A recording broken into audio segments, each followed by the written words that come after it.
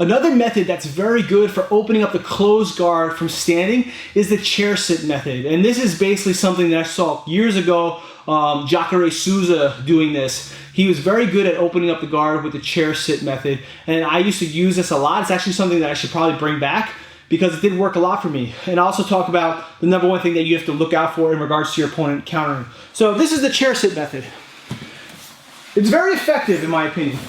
It's also very effective when you are going with people who are closer to your size and maybe a little bit heavier than you. If you try to do this against somebody who's like 80 pounds more than you, 50, 70, 80, 100 pounds more than you, there's a chance you might not be as successful doing this. There's also different methods, lifting the person up. I don't do the lift up method because that makes it extremely isolated in where I can do it even more. If I do the lift up method, I'm gonna do it against somebody like Russ, right?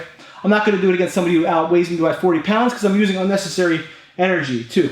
So we're here, I'm using my sticky hands to keep my posture, right? Russ is trying to break me down. I'm using my sticky hands. Oh, I'm gonna make sure, and at this point, I wait till I have at least 2 hands on his body. And then from here, what I'm gonna do is I'm gonna come like this. This is ideal, I believe that for this method, the pop-up method is best, but you can do it a standing method, and I'll do the best I can to show you that as well. So I'm here, I basically come here, I pop up, and I put both my knees right underneath the person's butt. And the reason why it's called a chair sit is because I'm basically just like sitting down. Now here, I bring my elbows in, both elbows in, I drive my shoulders back, drive my hands up, and then pop down. Notice how I staggered my legs right away. I want to stagger my legs right away because I don't want my legs stuck in here. You can do certain sweeps and so on and so forth. And I'm also going to talk about if he initiates this sweep first. So we're here, right? You might be able to do it with arm control as well. Coming in like this, and basically just sitting. See how his back is arching up? Elbows in, flare your knees out, or flare your elbows out. Then we get our passing position from there.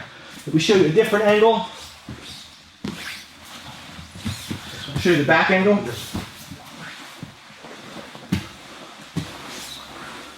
So I'm here, make sure I have a good posture. We're playing sticky hands. He might be trying to break me down or whatever. Here, boom, knees in. So let's see how my knees are out first. This is gonna happen commonly. Watch what I do. Turn my knees in, and I sit.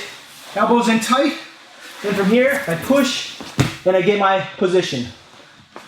This is not comfortable for your opponent. It's very uncomfortable.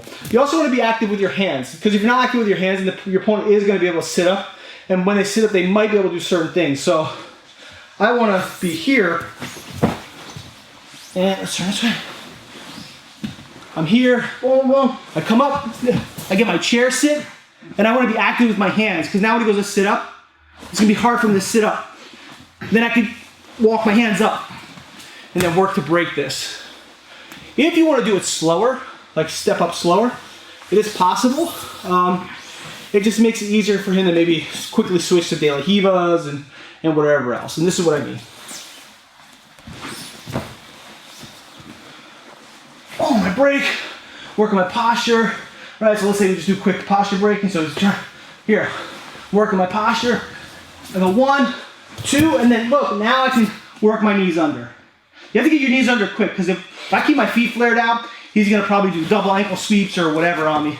I don't want that to happen.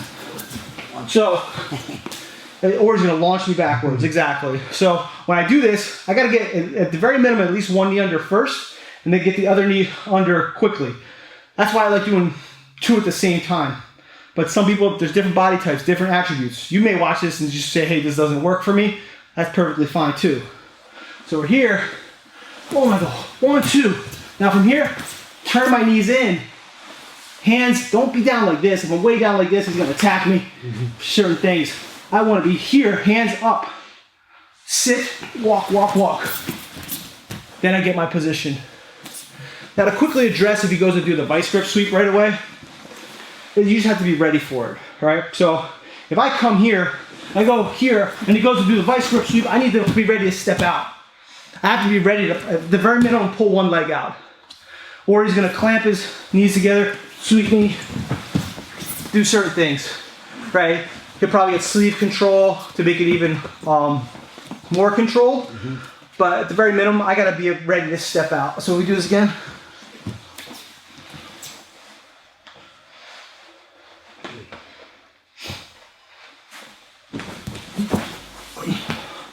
So we're here. I have my posture, right? I go boom. Because the vice grip sweep me, I'm already stepping. I'm feeling it.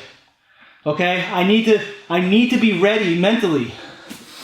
If you're on the grappler's guide, which you should be, if you're not, because there's so much more to it in regards to the jiu-jitsu game, I have a principle on there that I call the drummer principle. The drummer principle, just quickly, is being able to do multiple things at the same time.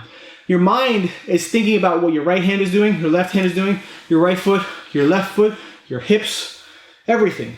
So by having the drummer principle down when you're doing jiu-jitsu, I'm ready to move my left leg even though my hands and my hips are being preoccupied. All right? And that's very important to know, because when you're doing jiu-jitsu, you need to know what every part of your body's doing independently, essentially. So play around with this. If you have any questions or comments, send me an email or post below. Peace.